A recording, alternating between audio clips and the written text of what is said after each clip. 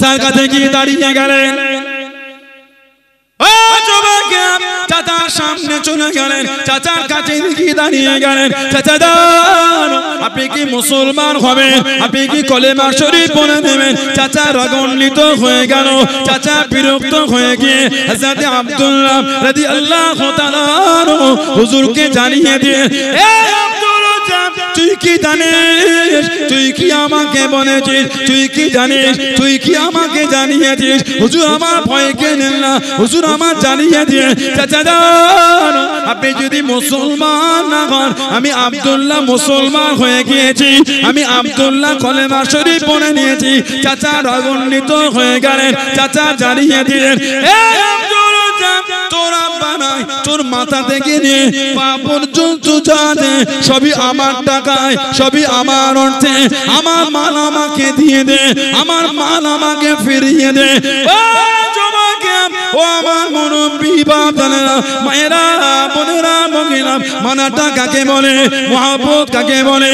আল্লাহ আল্লাহ রাসূলকে কানা মেনে দে। হযরত আব্দুল্লাহ রাদিয়াল্লাহু তাআলা একটা একটা করে খুলতে খুলতে উলঙ্গ হয়ে গেলেন, বস্ত্রহীন হয়ে গেলেন। কাঁদতে কাঁদতে ছোটে, চোখ ভরা পানিতে ছোটে ও যুবক মায়ের কাছে দাঁড়িয়ে গেলেন। আম্মা জান, একটা কাপড় কি আমাকে দেবেন? একটা বস্ত্র কি আমাকে দেবেন? ও আম্মা জান, আমি আব্দুল্লাহ মুসলমান হয়ে গিয়েছি। চাচা আমার ছিনিয়ে নিয়েছে, চাচা আমার সব নিয়ে নিয়েছে। আম্মা জান, একটা কাপড় কি আমাকে দেবেন? আমি আব্দুল্লাহ উলঙ্গ হয়ে গিয়েছি। এই উলঙ্গ অবস্থায় আল্লাহ নবীর কাছে যেতে পারবো না, আল্লাহ নবীর সামনে যেতে পারবো না, আল্লাহ নবীর দরবারে যেতে পারবো না। ও আম্মা জান, একটা কাপড় কি আমাকে দেবেন? একটা বস্ত্র কি আমাকে দেবেন? আমি একটা চাদর দিলেন, চাদরটা জড়িয়ে নে কাঁদতে কাঁদতে ছোটে আল্লাহ নবীর সামনে চলে যাবেন, আল্লাহ নবীর কাছে দেখি দাঁড়িয়ে যাবেন। ও মদিনা শরীফের বাইরে দাঁড়িয়ে দাঁড়িয়ে গেলে আল্লাহ নবীর কাছে খালি গায়ে যেতে পারবো না, আল্লাহ নবীর কাছে খালি গায়ে দাঁড়াতে পারবো না। চাদরটাকে খুলে নিয়ে দুটো টুকরা করে নিয়ে একটা টুকরা জড়িয়ে নিয়ে একটা টুকরা গায়ে নিয়ে কাঁদতে কাঁদতে চলে মদিনার মসজিদে নববী শরীফে চলে গেলেন। রাত হয়ে গেল, রাতটা কাটিয়ে নিয়ে ফজরের আযান হয়ে গেল। আল্লাহ নবী সাল্লাল্লাহু আলাইহি ওয়াসাল্লামের হুজরা শরীফে সামনে চলে গেলেন। আল্লাহ নবীর কাছে দেখি দাঁড়িয়ে গেলেন। আল্লাহ নবী টুকটুক করে বার হয়ে যান। হযরত আব্দুল্লাহ আল্লাহ নবীর নূরের চেহারাখানা দেখে নিলেন। জোরে বলুন সুবহান, আর একটু জোরে বলুন সুবহান। সব চাচার নিয়ে নিয়েছে, একটা যুবক ছেলে উলঙ্গ। আমাদের বাড়ির বাচ্চাগুলির প্যান্ট যখন মা খোলে গোসলের সময় বাচ্চাগুলি লজ্জা বোধ করে। বলেন ঠিক বলছে না ভুল বলছি? যুবক ছেলেটা উলঙ্গ। চাচা সব নিয়েছে মুসলমান, তাহলে আমার টাকার জিনিস আমাকে দিয়ে দিয়ে। সবার সামনে কাপড় খুলতে খুলতে যুবকটা উলঙ্গ হয়ে গেল। এই উলঙ্গ হয়ে ঘরে কাঁদতে গেলে মায়ের কাছে গিয়ে দাঁড়িয়ে কাঁদছে, মা একটা চাদর আমাকে দেবে? মা যদি একটা চাদর দাও, ওটা জড়িয়ে একটু নবীর কাছে যায়। উলঙ্গ হয়ে তো নবীর কাছে গিয়ে দাঁড়াতে পারবো না, মা এই অবস্থায় তো নবীর কাছে যেতে পারবো না। যদি একটা চাদর দিতে জড়িয়ে একটু নবীর কাছে যেতাম, আমি তো মুসলমান হয়ে গেছি। বলুন না সুবহানাল্লাহ। কি ঈমান আমার নবীর সাহাবা। উলঙ্গ হয়ে গেছে, ঈমান তাই নেই। সুবহানাল্লাহ বলুন। উলঙ্গ হয়ে গেছে, ঈমান তাই নেই।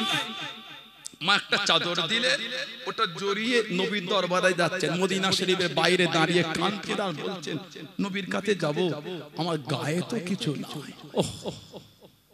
খালি পরে আছে একটা চাদর, গা তো ফাঁকা। ওই চাদরটাকে আবার খুলেছে, খুলে দুটো ভাগ করে একবার পরেছে, একবার গায়ে দিয়ে নববী শরীফে গিয়েছে। রাত হয়ে গেল, ফজর আযান হচ্ছে, নবী পাকের হুজরা শরীফের বাইরে দাঁড়িয়ে আছে।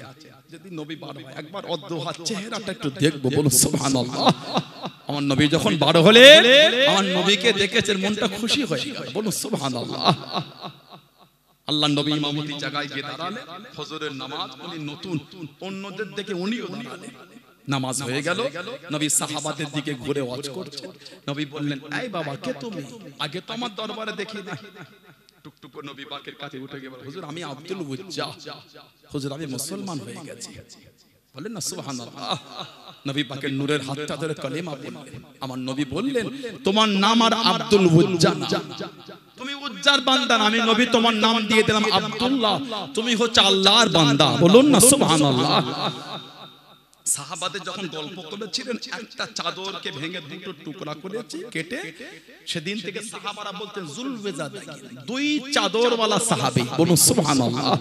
আমার নবী ওনাকে আসহাবে সুফা, নবী পাকের রওজা শরীফের সাথে একটা চাতার আছে। নবী পাকের গরীব গরীব সাহাবারা ওইখানে থাকতেন, বাড়ি ছিল না, ঘর ছিল না, কিছুই ছিল, ওইখানে থাকতেন।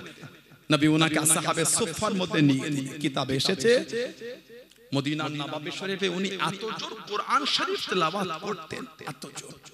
দেখছেন না চতুর্দিকে কোরআন শরীফ জ্বালিয়ে দিচ্ছে, পরিয়ে দিচ্ছে, ছিঁড়ে দিচ্ছে, আহা পায়ে করে মারাচ্ছে। ওহ আমার আল্লাহ তিনি আমাদের জানিয়ে দিয়েছেন, ইন্না নাহনু নাযালনা যিকরা ওয়া ইন্না লাহু লাহাফিজুন।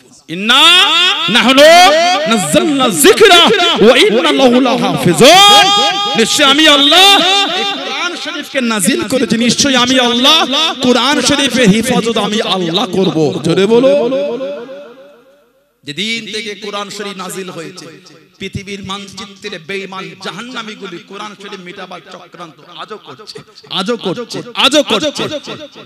কালো যেমন আল্লাহ পাক কোরআন শরীফের হিফাজত করেছেন, আজও যেমন আল্লাহ পাক করেছেন, ইনশাআল্লাহ কিয়ামতের সকাল পর্যন্ত কোরআন শরীফ আল্লাহ হিফাজত করবেন। জোরে বলো। আল্লাহ পাক ওয়াদা করে নিয়েছেন, যালিকাল কিতাব ইয়ানি হাযাল কিতাব, যালিকাল কিতাব ইয়ানি হাযাল কিতাব লা রাইবা ফি। আল্লাহ বলেন এই কোরআন শরীফে ভুল তো দূরের কথা, আল্লাহ বলে লা রাইবা ফি, সন্দেহ কিছু না। তারপরে আল্লাহ বলে হুদাল লিল মুত্তাকিন, কোরআন শরীফ আমি আল্লাহ মুত্তাকিনদের জন্য আমি আল্লাহ হেদায়েত করেছি। জোরে বলবেন না সুবহানাল্লাহ। আমার ভাইয়েরা বাপদা, উনি এত জোর কোরআন শরীফ পড়তেন, সাহাবারা নবী পাকের কাছে বলে, হুজুর একটু ওনাকে বলে দেন না, উনি যেন একটু আস্তে আস্তে কোরআন শরীফ পড়ে। কেউ সুন্নাত পড়ে, কেউ নফল পড়ে, কেউ একা একা কোরআন শরীফ আলাদা পড়ে। হুজুর উনি একা এত জোর পড়ছে, আমাদের ইবাদত অসুবিধা হয়ে যায়, একটু মানা করে দেন না ইয়া রাসূলুল্লাহ। যেই বলেছে হুজুর মানা করেন, আমার নবীর নূরের চোখ দিয়ে টপ টপ করে পানি ঝরছে। আহা, আমার নবী কাঁদছেন। সাহাবারা হুজুর বিয়াদব কেন কাঁদেন ইয়া রাসূলুল্লাহ? আমার নবী কাঁদছেন আর বলছেন, ও আমার সাহাবারা, আমার আব্দুল্লাহকে আমি নবী মানা করতে পারবো না, ওকে একটু জোরে জোরে তেলাওয়াত করতে দাও। আমার আব্দুল্লাহ যাকে অর্থ হাত ছানি দিয়ে ডেকেছিল, ও সারা দেয় না।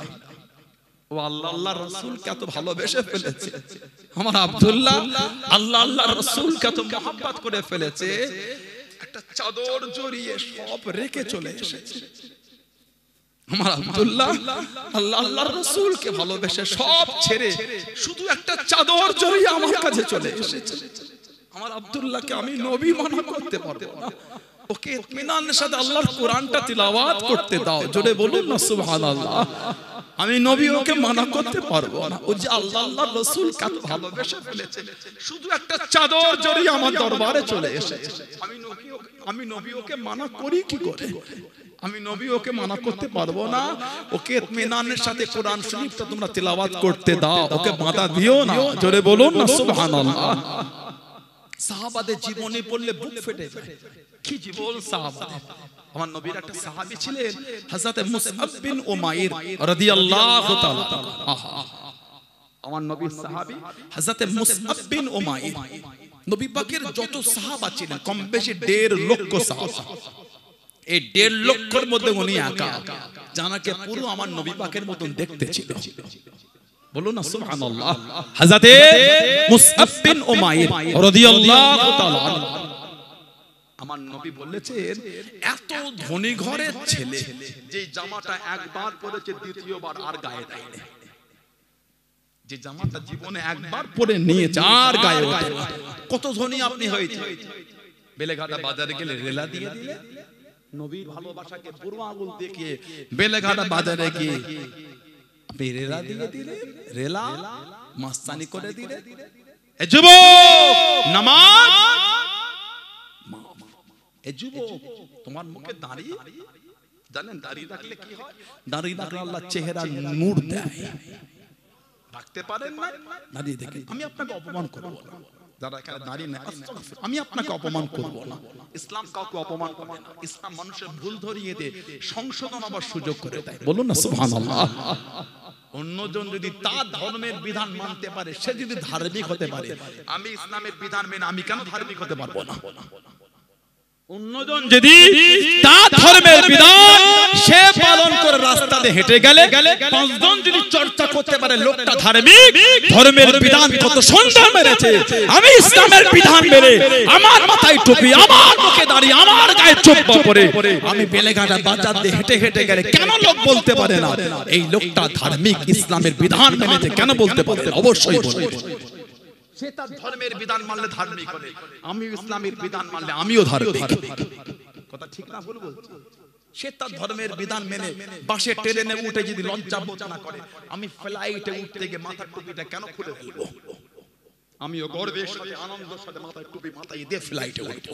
পাঁচজন দেখো আমি একজন পরিচিত আল্লাহ আল্লাহর রাসূলকে মাননেওয়ালা। চলে বলুন না সুবহানাল্লাহ। আমি আমার ধর্মের বিধান করব, আমি চক্ষু লজ্জা করব কেন? কম বেশি 13 থেকে 14 হিজরি বাইতুল মুকাদ্দাস ফাতেহ হয়ে গেল। হযরত ওমর রাদিয়াল্লাহু তাআলা হুজুরের জামানায় 14 হিজরি আমর ইবনে আস রাদিয়াল্লাহু তাআলা পাঠিয়ে বাইতুল মুকাদ্দাস ফাতেহ। তা খ্রিস্টান তারা বলছে তোমাদের দলের নেতাকে আনলে তার হাতে আমরা এই বাইতুল মুকাদ্দাসের চাবিটা তুলে দেব। মদিনা শরীফে চিঠি লিখলেন ওমর ফারুককে, উনি কাফেলালে বার হয়ে গেলেন। সব উট নিয়ে যায়, পালা করে নিলেন।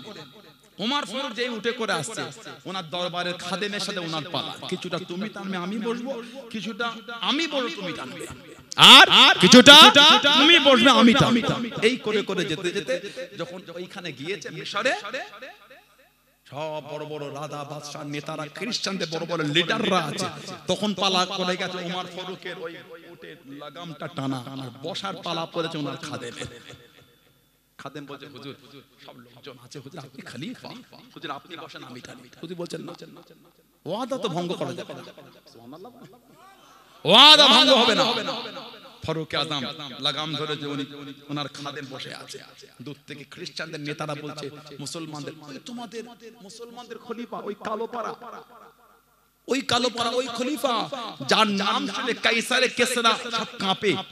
ওমর ফারুককে দেখতে হতো না, ওমর ফারুকের নামে কাইসারে রোম আর কিসরা ভয়ে কাঁপতো, না দেখেই কাঁপতো। জোরে বলো সুবহানাল্লাহ। এত জালালিয়াত আল্লাহ ওনাকে দিয়েছেন। সাহাবারা বলছেন না উনি আমাদের খলিফা না, তাহলে উটের পিঠে বসে আছে, বলেন না যিনি লাগাম টানছে উনি আমাদের খলিফা। জোরে বলো সুবহানাল্লাহ। চলে গেলে মেহমানদারি করবে, সব দস্তরখান দিয়েছে, রাজা বাদশা সব খ্রিস্টান বড় বড় লিডার সব খাওয়া দাওয়া দিয়েছে, মেহমানদারি হচ্ছে। এই ফারুক আযম খেতে খেতে এই দস্তরখানে লোকমা পড়ে গিয়েছে, সব সাহাবা হুজুররা আছেন, উনি ওখানে তুলে খাচ্ছেন দস্তরখান থেকে। খ্রিস্টানদের বড় বড় লিডার সাহাবারা বলছে হুজুর সব দেখছে। ফারুক আযম বললেন কে দেখলো না দেখলো, আমার কাছে আমার নবীর সুন্নাতটা আগে। আমি ফ্লাইটে মাথায় টুপি দিয়ে উঠবো, কিন্তু আমি তো আনন্দিত, আমি ইসলামের বিধানটা মানতে পেরেছি। ঠিক না ভুল বলছি? আমি আমার গায়ে জুব্বা পরে উঠবো, এটা আমি আনন্দিত। অন্যজন যদি তার ধর্মের সিস্টেম মেনে ফ্লাইটে উঠলে বাধা না হতে পারে, আমি আমার ইসলামের বিধান মেনে উঠলে কেন বাধা হয়ে যাবে? বলেন, এই কদিন আগে দেখলাম দাঁড়িয়ে রেখে পরীক্ষায় বসতে দিল, এই 3 দিন আগে এখানে নিউজ, এতদিন বোরকার উপরে দাঁড়িয়ে উপর শুরু হয়ে গেল। ভারতের প্রাইম মিনিস্টার, ভারতের প্রাইম মিনিস্টার তার মুখে দাঁড়িয়ে কয়েক বছর আগে কবিগুরু রবীন্দ্রনাথ টেগরের মতো লাগছিল, কথা বলে না, দেখেছে? এই বড় এখন ছোট পাড়া করেছে, বছর 2-3 আগে বড় পাড়া ছিল। আগে ভাসে ট্রেনে এখানে সেখানে উঠলে টিটকিরিতে বলতে চাচা ভাড়াটা দাও গো, যে লোকটাকে চাচা বলবো আমার থেকে বড়, এই আমাকে সেই দিন কোথা আমার থেকে অনেক সিনিয়র, চাচা আমি বল আমাকে দেখে আমার চাচা মনে হচ্ছে, আমি তো আপনার ছেলের বয়স, আপনি আমাকে চাচা বললেন, তাহলে আমি আপনাকে তুই করে ভাইপো বলি, ভাইপো কেমন আছিস, তুমি আমাকে বলে মজা নিলাম, আমি তো নিয়ে নি। তারপর আমাদের এগুলো উচিত না, অন্যজন আমাদের টিটকিরি দিতে পারে, আমরা তো বল আমরা সবসময় নবীর আদর্শ দিয়ে ভালোবাসাই দেবো। জোরে বলুন সুবহানাল্লাহ। রাগ দেখিয়ে জয় করা যায় না, ভালোবাসা দিয়ে জয় করা যায়। ইসলাম ভালোবাসায় প্রচার হয়েছে, আমার রাসূলের আদর্শই প্রচার হয়েছে। জোরে বলুন সুবহানাল্লাহ। যে আবু জেহেলই নবীকে গাল দিয়েছিল, সেই আবু জেহেলকে নবী পাক কুয়া থেকে উঠাতে গিয়েছিলেন। অন্য মক্কা শরীফের কুরাইশরা দেখে তারা বলেছিল হযরত মুহাম্মাদের আদর্শ দেখো সাল্লাল্লাহু আলাইহি ওয়াসাল্লাম, যাকে আবু জেহেল গাল দেয় তিনি আবার আবু জেহেলকে তুলতে এসেছে, এটাই আমার নবীর আদর্শ। জোরে বলো সুবহানাল্লাহ। কদিন আগে দেখলাম দাঁড়িয়ে রেখে বলে পরীক্ষা বসতে দেব না, এটা অন্যায় হচ্ছে। ভারতের সংবিধান, ভারতের ল, ভারতের constitution, doctor Bhimrao B.R.. Ambedkar যে সংবিধান রচনা করেছেন, এই সংবিধানের বিরোধী কর্ম হচ্ছে। কথা বলে না অন্য সম্প্রদায়, আমি কারো সম্প্রদায়ের সিস্টেমে আমি টিটকিরি করব না। তারপর আমরা নেটে দেখি কোন সম্প্রদায়ের কেউ তাদের ধর্মগুরুরা পোশাকটা তো ছোট, রাস্তাতে হেঁটে হেঁটে গেলে সরকারি লোকগুলিও তাদের করে ফুল ছিটায়, তাদেরকে সম্মান জ্ঞাপন করে। ঠিক না ভুল বলছি? আমরা কোনোদিন দ্বিমত করি না, কোনোদিন এর বিরুদ্ধে কিছু বলি না। ঠিক না ভুল বলছি? কিন্তু আমরা ইসলামের বিধান মানলে আমাদের উপর এত জুলুম কেন? কে মাথায় সিঁদুর দিল, কে হাতে শাঁখা পরলো, কে গলায় পৈতে লাগালো, কে মাথায় টুপি পরলো, এগুলি নিয়ে ঝগড়া করো কেন? পৃথিবীর মানচিত্রে ভারতবর্ষ সবথেকে বেশি সংখ্যাগরিষ্ঠর ক্ষেত্রে 2 নম্বরে আছে। চীন হলো 1 নম্বর, ভারত হলো 2 নম্বর। 140 কোটির অধিক মানুষ ভারতে। 140 কোটি মানুষের দেশে এখনো পর্যন্ত আমি হারাম জিনিস সাপোর্ট করি না, কিন্তু ওনাদের কাছে প্রশ্ন চলে দিচ্ছি, 140 কোটির দেশে এখনো 11 জন প্লেয়ার হন না পৃথিবীর মানচিত্রে ইন্টারন্যাশনাল ফুটবল খেলবে বলে। আমি টিম তৈরি করতে বলছি না, আমি বলছি মানুষের প্রতিভাকে কাজে লাগাতে।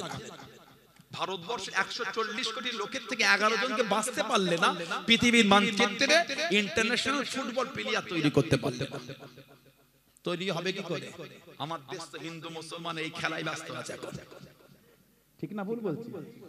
যেখানে মানুষ চাঁদে যাবার প্ল্যান করে চাঁদে চলে গেল, বিভিন্ন গ্রহের নাম আবিষ্কার করে বিভিন্ন গ্রহে যাবে বলে প্ল্যান করছে, চাঁদে ঘর করবে বলে মানুষ প্ল্যান তৈরি করছে, চাঁদে পানির সন্ধান খুঁজছে, চাঁদে পানি পাওয়া গিয়েছে বলছে, যেখানে মানুষ চাঁদে এই পানির সন্ধান খুঁজে বার করতে চাঁদে ঘর করার প্ল্যান করে, সেই সময়ে পৃথিবীর মানচিত্রে একটাই দেশ ভারতবর্ষ, যেখানে হিন্দু মুসলমানের খেলায় জনগণ ব্যস্ত আছে। লজ্জা লাগে এগুলি, আমাদের শরম লাগে। শিক্ষিত সমাজের কিছু কিছু লোকদিকের মধ্যে ডুবে গেল, কিছু জঙ্গি মিডিয়া বার হয়েছে।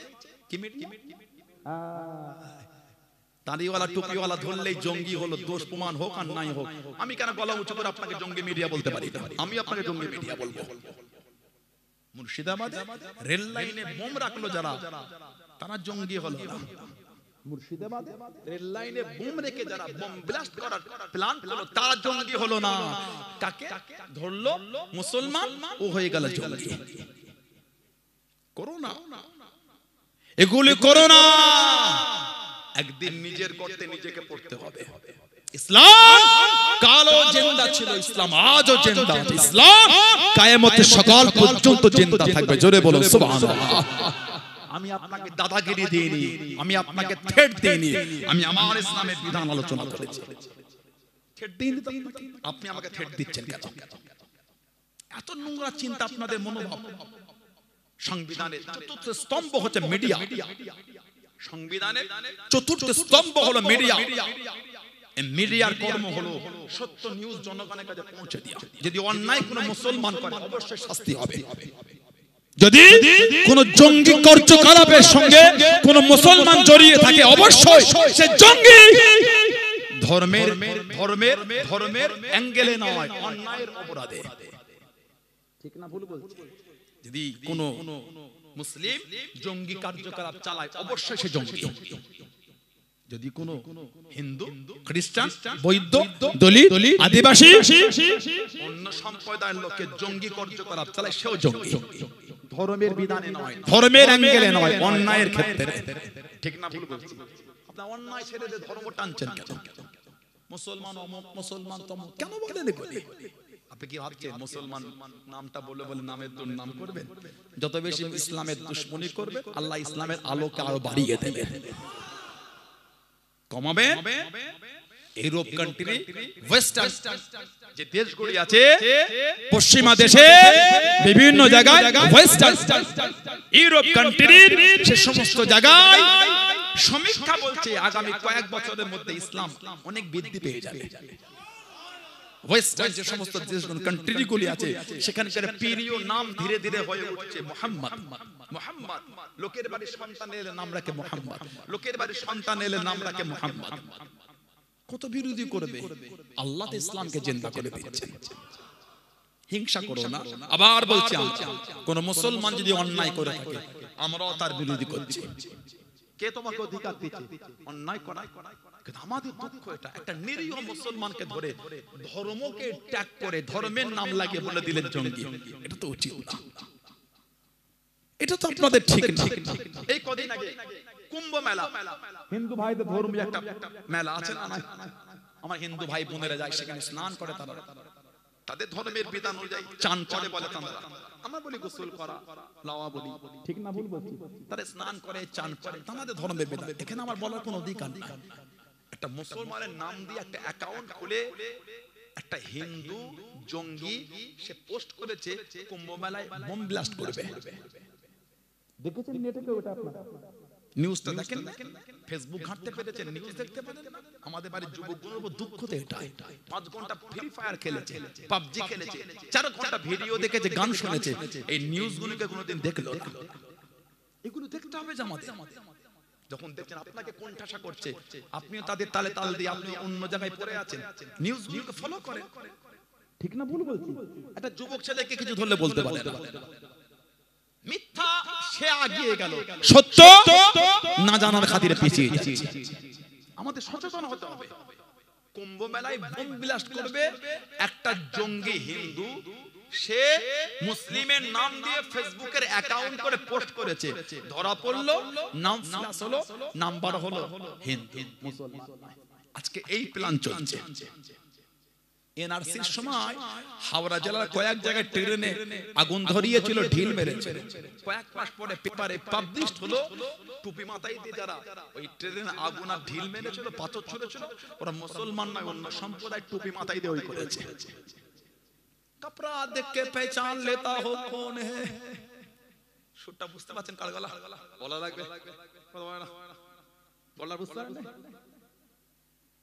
हम तो फकीर आदमी है, झोला लेके भाग चलेंगे। কথা বলে না এটা? হ্যাঁ কথা। कपड़ा देख के पहचान लेता हूं कौन है। মুসলমান ওই দেখো টুপি মাথায় দিয়েছে, বলে মুসলমান। মুসলমান না, তাদের অন্তরে আল্লাহ আল্লাহর রাসূলে ভালোবাসা আছে, তারা এগুলি করে না। জোরে বলো। ওই ধরা পড়ছে, ওই ধরা পড়লো। আল্লাহ আমাদের ফিতনা থেকে দূরে রাখেন, বলুন আমিন। এই নোংরা নিউজ চ্যানেলগুলিকে দেখবেন, বাংলার পরিবেশ এগুলো একটু কম ছিল, ইদানিং 1 মাস দেখছি খুব বেড়ে গেল। খুব দুঃখ দেয় মিডিয়া যদি এগুলো করে, ভালো লাগে না। আমি সব মিডিয়া যারা আছে, আমি হাত জোর করে বলবো, যদি মুসলমান অন্যায় করে অবশ্যই বলেন, মিথ্যা মুসলমানের নামে এগুলো দুর্নাম করুন, কষ্ট দেয় আমাদের করে। ঠিক না ভুল বলছি? আল্লাহ আমাদের জাতি, ধর্ম, বর্ণ নির্বিশেষে সমস্ত সম্প্রদায়ের মানুষকে আল্লাহ কাঁধে কাঁধ মিলিয়ে শান্তিতে আল্লাহ বসবাসের তৌফিক দান করে, বলুন আমিন। যদি বলেন আল্লাহুম্মা আমিন। আমার ভাইয়েরা, বাপ জানে যে কথা বলছিলাম, হযরতে মুসআব বিন উমাইর রাদিয়াল্লাহু তাআলা, আমাদের নবী বলেন, যেই কাপড়টা একবার পরে যে দ্বিতীয়বার আর গায়ে দেয় না, এত ধনী ঘরের ছেলে। মক্কা শরীফে যে রাস্তাতে হেঁটে যেতেন, কিছুক্ষণ পরে কেউ হেঁটে গেলে দাঁড়িয়ে বলে দিত মুসআব বিন উমাইর হেঁটে গিয়েছেন। কেন? এত দামি খুশবু আতর মাখতেন। মক্কা শরীফে অত দামি খুশবু কারো মাখার ক্ষমতা ছিল না। এত জমিদার ঘরের ছেলে, এক লম্হা, একটা মুহূর্তের জন্য আমার নবী পাকের চেহারা শরীফ দেখে ফেলেছে। একবার নবীকে দেখে ঈমানের কালিমা পড়ে মুসলমান হয়ে গেছে। খালি দেখেছেন নবীকে, বলুন না সুবহানাল্লাহ। মাকে গিয়ে বললেন, মা রাগান্বিত হয়ে গেল, জামা কাপড় দামি পোশাক সব নিয়ে নিল। আমাদের নবী যখন মদিনার নবাবী শরীফে ওয়াজ করতে, উনি আমার নবীর সামনে দিয়ে গেলে নবী ওনাকে দেখে কেঁদে ফেলতেন। আহা, নবী দেখতেন আর কাঁদতেন। সাহাবারা বলতেন, হুজুর আপনি হযরত মুসআব বিন উমাইর রাদিয়াল্লাহু আনহুকে দেখে কেন কাঁদেন? আমার নবী কাঁদতেন আর বলতেন, এটা আমার মুসআবকে দেখো, আমি নবী ওর ওই জীবনটাও দেখেছি, যে জামাটা একবার পরেছে দ্বিতীয়বার আর গায়ে দেয় না। আজকে একবার দেখো ও আল্লাহ আল্লাহ রাসূলকে এত ভালোবেসে ফেলেছে, ছিঁড়া ফাটা জামা পরে ঘুরে বেড়াচ্ছে। ও আল্লাহ আল্লাহর রাসূলকে এত ভালোবেসে ফেলেছে, একটু ওকে দেখো, ও চাদরটা ছিঁড়া ফাটা, যে জামাটা একবার পরেছে দ্বিতীয়বার আর গায়ে দেয় না। আর আজকে একবার দেখো, এত ভালোবেসে আল্লাহ আল্লাহর রাসূলকে ছিঁড়া ফাটা জামা পরে ঘুরে ঘুরে বেড়াচ্ছেন। জোরে বলুন না সুবহানাল্লাহ। সেই সাহাবাদের জীবনে দেখেন, সেই সাহাবাদের জীবনে পড়ে হযরত আব্দুল্লাহ রাদিয়াল্লাহু তাআলা হুজুর শহীদ হয়ে গেছে, নবী পাকের কাছে এসে কাঁদছেন আর বলতে, হুজুর দোয়া করে দেন না ইয়া রাসূলুল্লাহ, আমি যেন শহীদ হয়ে যাই, আমি যেন এই যুদ্ধে, ইসলামের যুদ্ধে, তাবুকের যুদ্ধে যেন শহীদ হয়। নবী দোয়া করেন, আল্লাহ আমার আব্দুল্লাহর জন্য, আল্লাহ আমার আব্দুল্লাহর রক্ত কাফেরদের জন্য আপনি হারাম করে দেন। বলি কাঁদছেন আর বলতে, হুজুর কি দোয়া চাইলাম আর কি দোয়া করতে। যেমন আমার নবী সাহাবী ছিলেন, হযরতে নবী পাকের সাহাবী খালিদ বিন ওয়ালিদ রাদিয়াল্লাহু তাআলা, জানার লাকাব হলো সাইফুল্লাহ, আল্লাহর তলোয়ার। জোরে বলবেন আল্লাহ নবীর সামনে চলে গেলেন, ও যুবকেরা, আল্লাহ নবীর কাছে দেখি দাঁড়িয়ে গেলেন, আল্লাহ নবীর সামনে চলে গেলেন, আসসালামু আলাইকুম ইয়া রাসূলুল্লাহ হাবিবাল্লাহ সাল্লাল্লাহু আলাইহি ওয়াসাল্লাম, হুজুর আপনি আমার জন্য দোয়া করেন, আমি যেন শহীদ হয়ে যাই, আমি যেন শহীদ হয়ে যাই। আল্লাহ নবী জানিয়ে দিয়েন, আল্লাহ নবী সরিয়ে দিয়েন, ও মামা খালিদ বিন ওয়ালিদ রাদিয়াল্লাহু তাআলা আনহু, তুমি শহীদ হবে না বাবা, তুমি শহীদ হবে না বাবা। ইয়া রাসূলুল্লাহ হাবিবাল্লাহ, আল্লাহ পাকের নবী হুজুর বিয়াদি মাফ করুন, অমুক সাহাবীকে জানিয়ে দেন বাবা তুমি শহীদ হবে, অমুক সাহাবীকে জানিয়ে দেন বাবা তুমি শহীদ হবে। ইয়া রাসূলুল্লাহ হাবিবাল্লাহ, ইয়া রাসূলুল্লাহ হাবিবাল্লাহ, আল্লাহ পাকের নবী সাল্লাল্লাহু আলাইহি ওয়াসাল্লাম, হুজুর বিয়াদি মাফ করুন, আমি কেন শহীদ হব না? আল্লাহ নবী জানিয়ে দেন, আল্লাহ নবী শুনিয়ে দেন, ও বাবা খালিদ বিন ওয়ালিদ, তুমি হলে আল্লাহ পাকের তলোয়ার, তুমি হলে সাইফুল্লাহ, তুমি হলে সাইফুল্লাহ, আল্লাহ পাকের তলোয়ার, দুনিয়া কারোর কাছে হারবে না, দুনিয়া কারোর কাছে নত হবে না। ও বাবা খালিদ বিন ওয়ালিদ, তুমি হলে আল্লাহ পাকের তলোয়ার। জোরে বলুন সুবহান, আর একটু জোরে বলুন সুবহান আল্লাহ, আল্লাহু আকবার। বলুন আলহামদুলিল্লাহ। আমি ওটার সময় ওই মাওলানা আনসার সাহেব বললেন, সানাউল পীরজাদা মুফতি সানাউল্লাহ মুফতি বলে, আমি মানে এমনি মুফতি ক্লাস, আমাদের যারা মাস্টার ডিগ্রি টাইটেল কোর্স করেন পরে তাদের ফিকহ কিতাব পড়ানো হয়, ওটা অনেক আগে মুফতির সার্টিফিকেট অ্যাকশন মুমতাজুল ফুকাহ মুমতাজুল মুহাদ্দিসিন দেয়া হতো, এখন আর পাঠ আলাদা হয়ে গেছে। ওজন্য আমি পার্টিকুলার মুফতির কোর্স আমি করিনি, তাই জন্য উনি আমার নামে ওটা একটু বর্ধিত করে দিয়েছে, ওটা বেশি বলে। আর ভাই একটু বললে, ভাইজান হুজুর পীর কিবলা, আমি পীর নাই, আমি পীরের আওলাদ না। ভাই পীরটা অনেক বড় জিনিস, এগুলি মানুষ বোঝে না, এই শব্দগুলো মানুষ বোঝে না। পীর অনেক বড় ব্যাপার, আমি পীর না। উনি ভালোবাসায় আবেগে বলেছে, আমার আব্বা পীর, আমার চাচাজানরা পীর, আমার 5 হুজুর কেবলা পীর, আমার মুজাদ্দিদুজ জামান পীর। বলুন সুবহানাল্লাহ। আমার অনেক ভাইরাও পীর আছে, অনেক আপনাদের পাশে মোহনপুর ওই গ্রামে, আজ থেকে আমি 4-5 বছর 6 বছর আগে এসেছিলাম। আমার জানা পীর ইমরান উদ্দিন সিদ্দিকী ভাইজান, আমার আগে ছিলেন না ভাইজান, মনে আছে এখানে এসেছিলেন ওই মাদ্রাসায়, অনেক আরো অনেক ভাইরা আছে পীর। আমি পীর না, আমি পীরজাদা, অত বড় দরজা আমি এখন পাই না। আর পীর হবার শখ নয়, যেন পীরজাদা হয়ে যেন আল্লাহর দ্বীনের একজন গোলাম হয়ে কাজ করতে পারে। বলেন আল্লাহুম্মা আমিন, বলেন আল্লাহুম্মা আমিন। এগুলো অনেক সম্মানের জিনিস, মানুষ এগুলি বোঝে না, যাকে তাকে যাতা দিয়ে দেয়, এগুলো ঠিক না। জাননেওয়ালারা যদি এগুলোকে মিসগাইড করে, সাধারণ লোক কোথায় যাবে বলেন? ঠিক না ভুল বলুন? আল্লাহ আমাদের করে বোঝার তৌফিক দাও। বলুন আল্লাহুম্মা আমিন। হযরতে আব্দুল্লাহ রাদিয়াল্লাহু আনহু আমার নবী পাকের কাছে এসে বলে, হুজুর দোয়া করে দেন আমি যেন শহীদ হয়ে যাই। নবী দোয়া করছেন, আল্লাহ আমার আব্দুল্লাহর রক্তটা কাফেরদের জন্য হারাম করে দেন। কাঞ্চেরা বলতেন, হুজুর কি দোয়া চাইলাম আর কি দোয়া করে দিলেন? নবী বলে, আব্দুল্লাহ রাদিয়াল্লাহু তাআলা, তুমি জানো না যে ব্যক্তি যুদ্ধের জমিনে বার হয়ে ঘোড়ার পিঠ থেকে পড়ে মারা যায় ওটাও শহীদ, যুদ্ধের জন্য বার হয়ে অসুস্থ হয়ে মারা যায় ওটাও শহীদ। উনি অসুস্থ হয়ে শহীদ হয়ে গেলেন। ইন্না লিল্লাহি ওয়া ইন্না ইলাইহি রাজিউন। জানাজা হয়ে গেল, দাফন হবে। উম্মতের মধ্যে জানাতে দুজনকে আল্লাহ আলাদা দরজা দিলেন। হযরত আবু বকর, হযরত ওমর রাদিয়াল্লাহু আনহুমা দুজনে ওনার লাশটাকে নবী পাকের সামনে থেকে নিয়ে যাচ্ছেন। আমার নবীর কাছ থেকে যখন নিয়ে যায়, নবী কাঁদছেন আর বলছেন, এটা আমার আব্দুল্লাহকে আমার কাছে আনো না, এটা আমার আব্দুল্লাহকে আমার কাছে আনো। নবী পাকের কাছে নিয়ে হলো। নবী দেখলেন আল্লাহর নবী ভালোবাসায় থাকতে পারলেন না, নবী ওনার কবরে নেমে গেলেন। আমার নবী নিজে হাতে করে ওনাকে দাফন করছে। বলুন সুবহানাল্লাহ। সাহাবারা কাঁদছেন আর বলছেন, হায় আফসোস, যদি ওটা হযরত আব্দুল্লাহ না হয়ে যদি আমরা হতাম। তাই নবী আমাদের নিজে হাতে করে দাফন করতেন। বলুন সুবহানাল্লাহ। দাফন হয়ে গেল, নবী কাঁদছেন আর দোয়া করছেন, আল্লাহ আমার আব্দুল্লাহর উপর আমি এতক্ষণ পর্যন্ত খুশি ছিলাম, আল্লাহ আল্লাহ আপনি আমার আব্দুল্লাহর উপর খুশি হয়ে যান। জোরে বলুন সুবহানাল্লাহ, জোরে বলেন না সুবহানাল্লাহ। একটা চাদর জড়িয়ে চলে এসেছে আল্লাহর রাসূলের ভালোবাসায়। সেই সাহাবাদের জীবনী পড়ে ভালোবাসা তৈরি করে। যাত্রার দিকে ছোট, আমাদের অন্তরে সবথেকে বেশি ভালোবাসা হবে আল্লাহর রাসূলের। জোরে বলুন। জীবন তৈরি করে আমাদের আড্ডা, তাসের আড্ডা, জোয়ার আড্ডা, সাতটার আড্ডা, লটারির আড্ডা, সুদের আড্ডা, গানের আড্ডা, এগুলোকে বন্ধ করে। খেয়ে ফেলেছেন, করে ফেলেছেন, আল্লাহর কাছে কাঁদেন, মাফ করবেন কে? ক্ষমা করবেন কে? আল্লাহর কাছে কাঁদেন। তিনি যদি মাফ না করতেন আমাদের আশা দিতেন। কোরআন শরীফ সূরা জুমা আল্লাহ আশা দিয়ে কি বললেন? লা তাকনাতু মির রাহমাতিল্লাহ। বলুন না সুবহানাল্লাহ। লা তাকনাতু মির রাহমাতি। এ আমার বান্দা বান্দি, তুই আমি আল্লাহ আমার রহমত থেকে নিরাশ হয়ে যাস না, আমার রহমত থেকে দূরে চলে যাস না। আমি আল্লাহ ইন্নাল্লাহ ইয়াগফিরু যুনুবা জামিআ। নিশ্চয় আমি আল্লাহ তোদের জীবনের যুনুব, তোদের জীবনের গুনাহ, তোদের জীবনের অন্যায়গুলিকে ক্ষমাকারী। ইন্নাহু হুয়াল গফুরুর রহিম। নিশ্চয় আমি আল্লাহ তোদের জীবনের গুনাহগুলিকে সব maaf করে দেব। জোরে বলুন সুবহানাল্লাহ। আল্লাহর কাছে কাঁদেন, আল্লাহর কাছে কাঁদেন। আল্লাহ আমাদের করে কবুল করেন। আল্লাহ আমাদের ভাইদের মনগুলিকে নরম করে দেন, নোংরা থেকে ফিরিয়ে দেন। আল্লাহ আমাদের মা বোনেদের মনগুলি আল্লাহ নোংরা থেকে ফিরিয়ে দেন। আল্লাহ আমাদের সকলকে আল্লাহর শরীয়ত নবীর সুন্নাতের উপর চলার তৌফিক দান করে। বলুন আমিন। জোরে বলেন আমিন। জোরে বলেন আল্লাহুম্মা আমিন। দরুদ শরীফ আল্লাহুম্মা।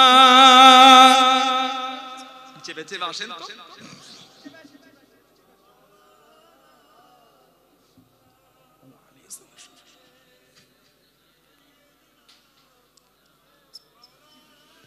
আল্লাহুম্মা সাল্লি আলা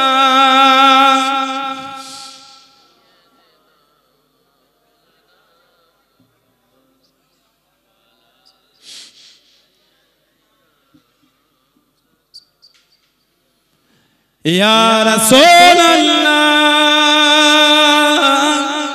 ইয়া হাবিবাল্লাহ, ইয়া রাসূলুল্লাহ, ইয়া হাবিবাল্লাহ, মুহাম্মদ ইবনে আবদিল্লাহ, মুহাম্মদ ইবনে আবদিল্লাহ, মুহাম্মদ ইবনে আবদিল্লাহ, মুহাম্মদ ইবনে আবদিল্লাহ। ইয়া রাসূলুল্লাহ, ইয়া রাসূলুল্লাহ, ইয়া হাবিবাল্লাহ, ইয়া রাসূলুল্লাহ, ইয়া হাবিবাল্লাহ, মুহাম্মদ ইবনে আবদিল্লাহ, মুহাম্মদ ইবনে আবদিল্লাহ, মুহাম্মদ ইবনে আবদিল্লাহ, মুহাম্মদ ইবনে আবদিল্লাহ। ইয়া রাসূলুল্লাহ, মুহাম্মদ ইবনে আবদিল্লাহ, ইয়া কারি কিতাবিল্লাহ, মুহাম্মদ ইবনে আবদিল্লাহ, ইয়া কারি কিতাবিল্লাহ, আলাইকা কুব্বাতুল খাবরা তুজাহিদ ফি সাবিলিল্লাহ, عليك قبة الخضراء تجاهد في سبيل الله يا رسول الله يا رسول الله يا حبيب الله يا رسول الله يا حبيب الله محمد ابن عبد الله محمد ابن عبد الله محمد ابن عبد الله محمد ابن عبد الله يا رسول الله محمد قال يا ربي سؤالي أمتي عبادي محمد قال يا ربي سؤالي أمتي عبادي فسألي أمنا ذنبي وغفرت ذنوب الله فسألي أمنا ذنبي وغفرت ذنوب الله يا رسول الله يا رسول الله يا حبيب الله يا رسول الله يا حبيب الله محمد ابن عبد الله محمد ابن عبد الله محمد ابن عبد الله محمد ابن عبد الله يا رسول الله